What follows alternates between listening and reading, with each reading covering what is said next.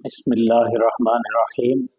ام المومنین صدیقہ کائنات حضرت عائشہ صدیقہ رضی اللہ تعالی عنہا آپ روایت فرماتی ہیں، نبی کریم صلی اللہ علیہ وآلہ وسلم نے ارشاد فرمایا، شعبان کی 15ویں شب یعنی شب برات کو اللہ سبحانہ و تعالی قبیلہ بنی کلب کی بکریوں کے برابر جتنے بال ہیں ان پر اتنے لوگ جہنم سے آزاد فرما دیتا ہے۔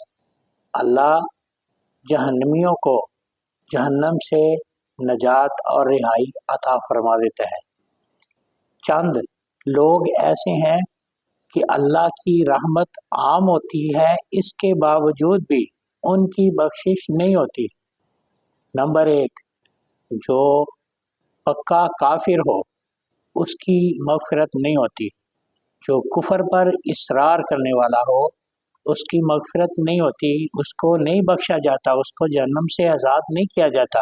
نمبر 2، وہ جو دشمنی رکھنے والا ہے، بات بات پہ حسد اور انانیت کو باقی رکھ کے دوسروں سے خام خواہ دشمنی رکھتا ہے، اس کی بخشش نہیں ہوتی۔ نمبر 3، جو اپنے رشتہ داروں سے تعلق ختم کر دے اس کی بھی اس شب میں بخشش نہیں ہوتی۔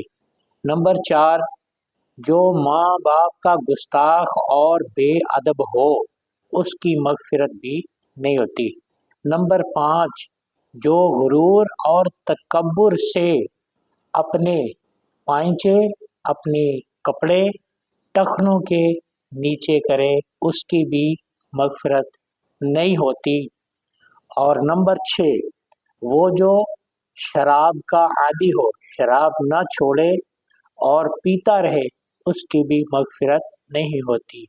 اہل اسلام جب اللہ کی رحمت بے حساب ہے اور خصوصی شب برات کو اللہ تعالیٰ جہنم سے آزادی دیتا ہے، اور یہ آزادی کن کو ہوتی ہے؟ جو گناہوں کی وجہ سے جہنمی ہو چکے ہوتے ہیں۔ کافروں کی اس شب میں بھی مغفرت نہیں ہوتی۔ کتنی بڑی بد نصیبی اور بدبختی ہے جو ماں باپ کی بات بات پہ بے ادبیاں کرتے ہیں، ماں باپ کچھ کہیں اولاد کچھ کہے ان کی بھی بخشش نہیں ہوتی، شراب پینے والوں کی بخشش نہیں ہوتی، رشتہ داروں سے تعلق توڑنے والوں کی بخشش نہیں ہوتی۔